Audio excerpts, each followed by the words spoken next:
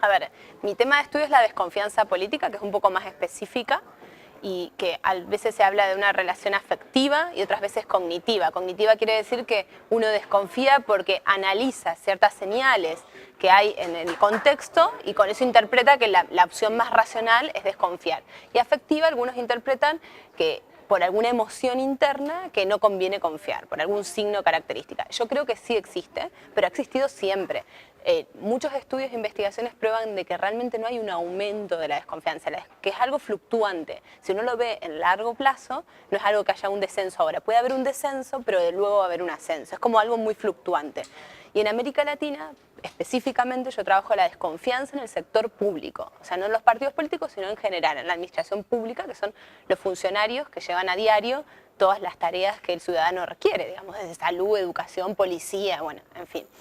Entonces, lo que sí se detecta en América Latina es que los niveles son muy bajos de confianza en las instituciones, en el sector público. Estamos hablando de entre un 25 y un 29% de confianza en el sector público, mientras en regiones como Europa estamos hablando de un 40% de confianza y en regiones asiáticas de un 60-70% de confianza.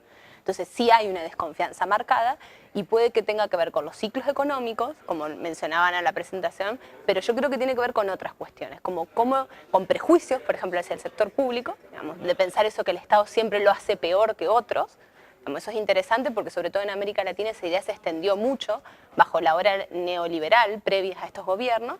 El Estado siempre lo hará mal. Entonces se le queda la idea al ciudadano, sobre todo respecto de los funcionarios públicos. Un funcionario público es un estereotipo clásico del que lo hace mal, ineficiente, lo complica, lo enrieda. Y no solo en América Latina, en España también lo podrás comprobar. Entonces muchas veces tiene que ver con eso, pero también tiene que ver con que la calidad de los servicios, que es una de las ideas, o por lo menos una de las hipótesis más difundidas.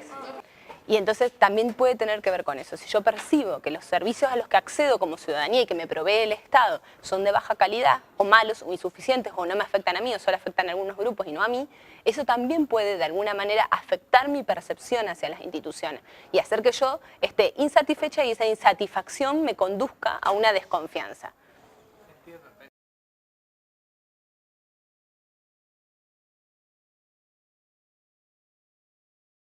A ver, es una cuestión cíclica, pero no quiere decir eso que sea menos preocupante, es muy preocupante, porque si no tenemos confianza de los ciudadanos en las instituciones, difícilmente podemos hacer cosas juntos. Y hoy el patrón de gestión de lo público no pasa porque el Estado va a hacer, sino porque el Estado con la sociedad tiene que hacer.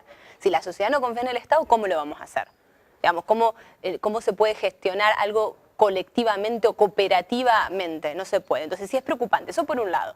Ahora, hay dos grandes líneas de trabajo sobre eso. Algunas dicen que una línea que se llama como procesalista y otra línea que se llama enfocada en resultados. Entonces, y cada una de esas líneas que explica las causas de la desconfianza, a su vez propone soluciones. Entonces, por ejemplo, la línea procesalista habla de que lo que le importa al ciudadano en el fondo es cómo se hace el proceso. Si el proceso, por ejemplo, de provisión de servicios públicos es imparcial, es equitativo, es justo, es incorruptible.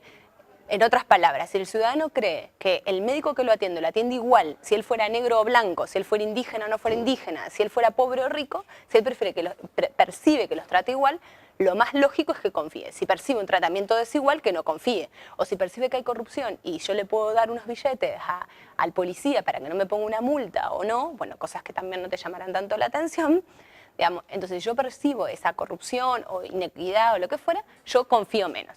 Entonces, si va por ese lado la cosa, la solución es básicamente esto, trabajar en la transparencia, trabajar en la equidad, trabajar en un trato justo. Ahora, la otra línea dice no, que lo que el ciudadano evalúa para la confianza o no en las instituciones tiene que ver con los resultados, los outcomes. Es decir, si yo tengo una buena educación y si a mí mi hijo sale hablando inglés de una escuela bilingüe pública, listo, yo estoy conforme y confío. Ahora, si yo veo que la calidad de los servicios, si yo tengo que un transporte, por ejemplo, como sucede con el tema del transporte, que fue el gran motor de las movilizaciones en Brasil, por ejemplo. Si yo percibo que el sistema de transporte público es una porquería y que yo salgo a la calle y me lleva 2 horas llegar a trabajar y 2 horas volver porque los autobuses pasan, no sé, cada 1 hora irregularmente, la calidad del servicio es malo, yo estoy disconforme y no confío.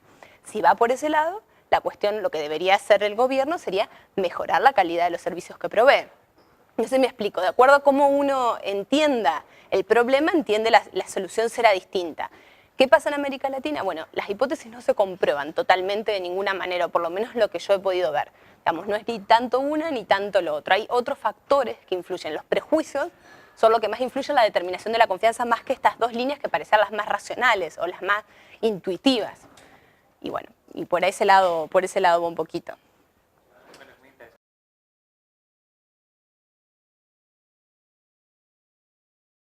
Un poco de las dos cosas. Digamos, hay un problema global porque cuando mirás los datos comparados de América Latina, por ejemplo, con Europa o con el Asia o con los países nórdicos, separando Europa continental de, qué sé yo, de Suecia y todos estos países, se notan diferencias. Ahora, al interior de América Latina tenés muchas más diferencias. En el interior de los países, yo vengo de Argentina, en un país que es tan poco federal en el fondo como Argentina, hay notorias diferencias. Entonces, no es lo mismo hablar de Buenos Aires que hablar de Tucumán, digamos. Entonces, evidentemente hay una cuestión global que se expresa cuando ves el panorama general, pero también hay una cuestión específica de problemas de cada coyuntura. O sea, y puede ser que el ciudadano de Buenos Aires, lo principal que le determine la confianza sea los servicios públicos, porque para llegar a trabajar demora 2 horas y media, o para ir a un hospital tiene colas y largas esperas.